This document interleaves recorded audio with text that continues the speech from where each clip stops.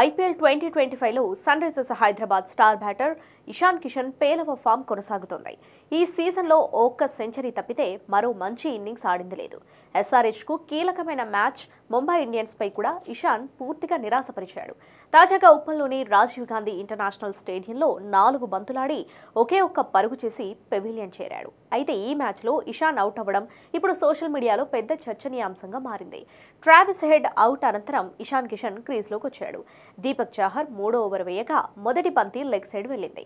ఆ బంతిని fine leg దిశగా ఆడేందుకు ఇషాన్ ప్రయత్నించగా బంతి కీపర్ రికిల్టన్ చేతుల్లో పడింది.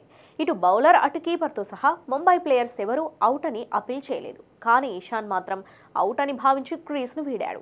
ఇది గమనించి బౌలర్ అపీల్ చేయగా అంపైర్ వైడ్ ఇవ్వాలా అవుట్ ఇవ్వాలా అనే సంశయంలో చివరికి వేలు పైకెత్తాడు. కానీ రీప్లేలో మాత్రం బంతి గ్లౌని కానీ బ్యాట్ను కానీ తాకలేదనేది తేలింది. ఇదంతా చూసి కాసేపు ఎవరికి ఏమీ అర్థం కాలేదు. ఫ్యాన్స్ అందరూ అయోమయంలో పడిపోయారు.